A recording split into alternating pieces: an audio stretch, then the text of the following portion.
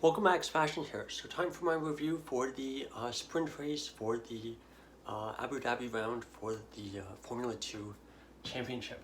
So there was already an investigation before the race even got underway. Porsche was under investigation for practice starts. And of course, at this point, he is the championship leader and he had a 25-point lead over Vesti going into this round. So Fittipaldi started on pole, of course, reverse grid pole for the sprint race. Vesti P2 with Porsche starting down in P14.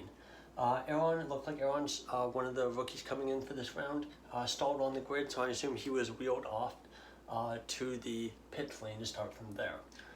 When we did eventually get going, good start for Vesti, but Fittipaldi stays ahead at turn 3, and I believe Martins, I believe it was Martins, it could have been someone else, but a driver spins Correa around, his car stalls unfortunately because it's a Mechachrome engine, and we would eventually get a safety car. But before we get to that point, it was 4 wide into turn 6, so good action there. Vesti basically was the driver in front, but basically because of the slipstream, all the other drivers behind him basically got a much better kind of run along that short straight to turn 6. Then eventually Hadjar and Fittipaldi end up the drivers in front, and they were battling for the lead into turn 9, which is eventually where the safety car would come out. And at this point, Vesti was in P4, dropping down from his start position of P2. So very long safety car, was way longer than it should have been, but finally ends at the end of lap 5. Right away, Vesti starts making moves, overtakes for sure for P3 at turn 6, and manages to stay ahead going into turn 9, which can be tricky because if you get the turn 6, 7, 8 to turn 6, 7 chicane wrong, of course it can massively compromise you into turn 9. Lap 7 we go. Doohan overtakes Iwasa at turn 9 for P6. And Martins at this point pits for a new front wing, which is why I suspect he was the driver who spun Correa around. Lap 9, Porsche is starting to move up as well, starting from a really poor grid position, and he is putting pressure on Iwasa at turn 6. Iwasa looks like he then goes off at turn 9, kind of goes a bit wide, and this allows Porsche to inherit the position, and he's up to P7. Lap 10, Vesti overtakes Hadjar for P2 at turn 9. Lap 13, a couple laps later, Versure then overtakes Hadjar as well at turn 8 after he got kind of outbraked into, Versure got the cutback, that's what it says, cutback from the turn 6, 7 chicane. So really good move there by Versure and Vesti, and Hadjar kind of falling down the field after a really good start for him. Lap 15, Hauger putting pressure on Hadjar as well, so the third driver in a row, putting pressure on him for P4. And at this point, the gap between Fittipaldi, the leader, and Vesti was down to 1.6 seconds. Of course, winning this race and maximizing the points from this race is extremely critical for Vesti's championship hopes. Lap 16, Leclerc gets a 10-second penalty for some kind of safety car infringement. Not sure what it was, but the reality is he got a penalty.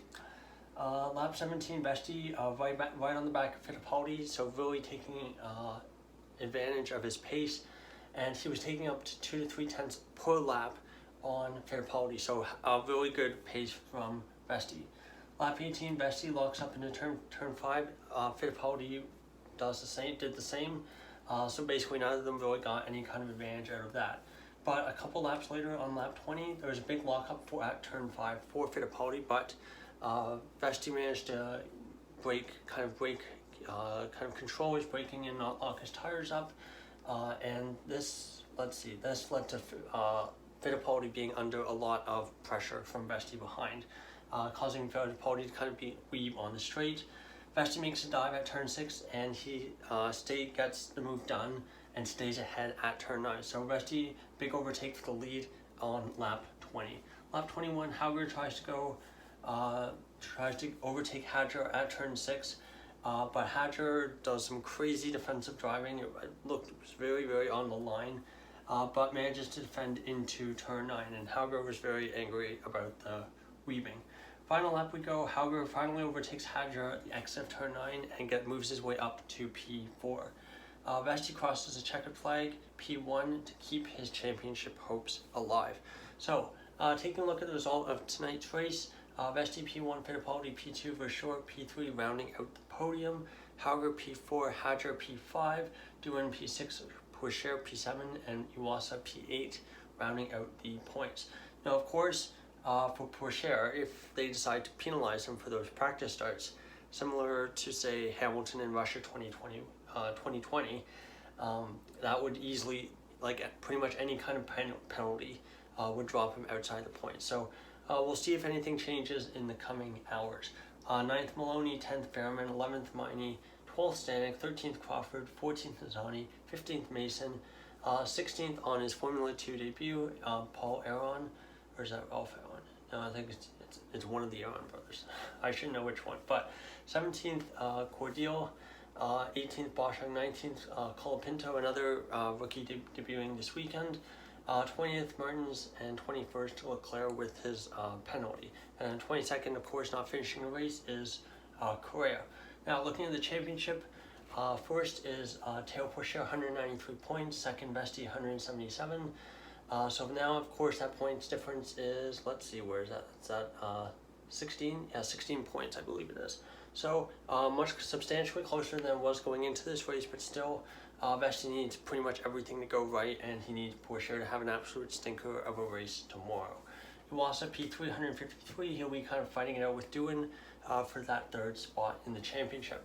Doohan on 143, Martins on 131, Behrman 130, Fittipaldi 124, Verschoor 108, Hauger 107, Maloney 96, Miney 60, Deruvilla 59, Crawford 56, Hadjar 51, Leclerc 41, Boschung 37, Novalak 28, Stanek 15, Correa 13th, Cordial 8, that should be Aco, not Cordial, but whatever. And then Nissany, Benavides, Aron, and Colapinto all on 0 points. So, before we finish, 3 kind of talking points coming out of this race. I think the first one,